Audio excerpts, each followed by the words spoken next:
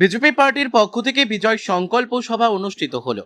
মুর্শিদাবাদের নবগ্রামের পলসন্ডা ভোলাডাঙ্গা ময়দানে 65 নম্বর নবগ্রাম বিধানসভা প্রার্থী দিলীপ সাহার সমর্থনে ত্রিপুরার মুখ্যমন্ত্রী মাননীয় মানিক সাহা উপস্থিতিতে একটি জনসভা অনুষ্ঠিত হয়। এই সভায় ত্রিপুরার মুখ্যমন্ত্রী মানিক সাহা বলেন যে ক্রিকেটশ্বরী মায়ের মন্দির সংস্কার করছে না তৃণমূল সরকার, পাশাপাশি সন্ত্রাসবাদীদের একটি লিস্ট তৈরি হয়ে গেছে।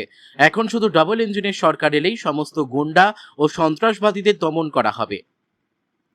এই জনসভায় উপস্থিত ছিলেন ত্রিপুরার মুখ্যমন্ত্রী মাননীয় মানিক সাহা, জমিপুর সাংগঠনিক জেলার বিজেপি সভাপতি সুবল ঘোষ, জঙ্গিপুর সাংগঠনিক জেলার মুখপাত্র স্বরূপ মণ্ডল, বিদায়ী বিধায়ক, বিজেপির বলিষ্ঠ নেতা কানাই চন্দ্র মণ্ডল, প্রত্যেকটা মণ্ডলের মণ্ডল সভাপতি সহ বিজেপির বলিষ্ঠ নেতৃত্ব ও কর্মী সমর্থকেরা। মুর্শিদাবাদের নবগ্রাম থেকে জয়ন্ত রায়ের রিপোর্ট, বিগ নিউজ বাংলা। কোন কোন ইস্যুগুলোকে এবারে নির্বাচনে আপনারা সামনে আমাদের একটা তো দুর্নীতির ইস্যু, মানে এমন কিছু নেই যেখানে ওনাদের দুর্নীতির গন্ধ নেই।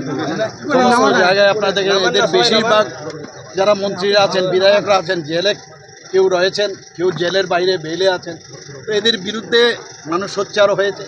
এইভাবে একটা সরকার চলতে পারে। রাজ্যে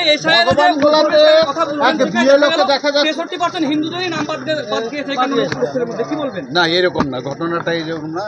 আপনারা ভালো করে আরো এটা জেনে নিন। সেরকম পার্সেন্টেজ নয়। যারা অনুপ্রবেশ, সেখানে যাদেরকে আমরা মানে যা একটা নিয়ম, সেই নিয়ম অনুসারেই বাদ যাবে। এর মধ্যে কিছু নারী সুরক্ষার ব্যাপারে তৃণমূল সরকারের অভিযোগ, সেটা হচ্ছে রাজ্য সরকারের অপরিচিত যে বিল, সেটা বিজেপি সরকার পাস করতে দেয়নি। না, ও মিথ্যে কথা বলছে। এগুলো আপনারা সবাই জানেন। এখানে ডিসকাশনের জন্য বারবার বলছিল, ডিসকাশন করতেই দেন না, খালি হইচই করছেন। নারীদের সম্মান একমাত্র ভারতীয় জনতা পার্টি আসার পরেই কিন্তু সম্মান দিতে শুরু করেছে। আপনারা জানেন যে যেভাবে নারীদের যেভাবে এর আগে ভারতীয় জনতা পার্টি আসার আগে, সরকারে থাকার আগে, আর এখানে সবচেয়ে বড় যে বিষয় সেটা হচ্ছে যে আমাদের ডাবল ইঞ্জিনের সরকার, দিস ইজ ভেরি ইম্পর্টেন্ট। আমাদের ত্রিপুরাতেও ডাবল ইঞ্জিনের সরকার, এবং এখানেও যদি ডাবল ইঞ্জিনের সরকার হয় বা অন্যান্য প্রদেশে যেখানে ডাবল ইঞ্জিনের সরকার আছে, আপনি দেখবেন ডেভেলপমেন্ট কীভাবে হচ্ছে। এবং ভারতীয় জনতা পার্টি মানেই ডেভেলপমেন্ট, মোদিজি মানেই ডেভেলপমেন্ট। তৃণমূল কংগ্রেসের প্রচার করছে বিএলও ভগবানগোলা এলাকায়, এরকমই একটি ভিডিও ভাইরাল হয়েছে যে ডাইরেক্ট মমতা বন্দ্যোপাধ্যায়কে ভোট দেওয়ার কথা বলছে। কি বলবেন? না, এগুলো তো কি বলবো, এগুলো তো বিএলও করছে মানে কি, ওরা তো মানে সরকারকে ব্যবহার করছে। আপনারা সবাই জানেন, সরকারি প্রতিষ্ঠানকে যদি ব্যবহার করে ইলেকশন যদি লড়ে, তাহলে ইন্দিরা গান্ধীর কী অবস্থা হয়েছিল আপনারা জানেন। তো হাইকোর্ট থেকে রায়ে ইন্দিরা গান্ধীর পদ গিয়েছিল।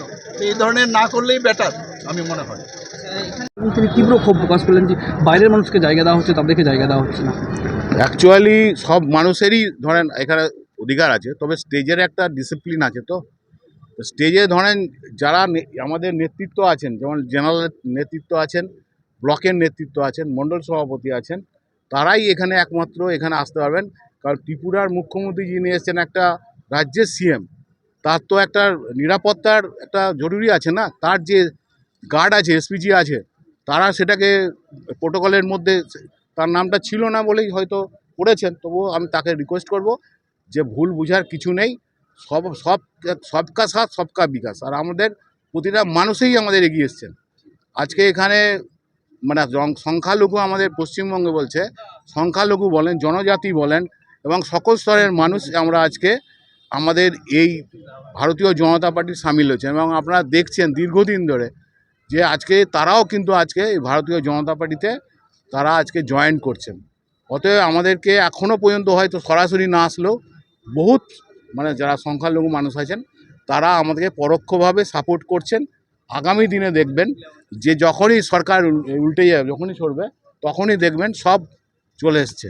অ্যাকচুয়ালি তারা ভীতি আছে, কারণ তারা জানে যে যে কোনো সময় আমার বাড়িতে তারা অ্যাটাক হতে পারে। তো সেই হিসাবে মানুষ এখনও পর্যন্ত সেই ভীতিটা এখনও কাটেনি।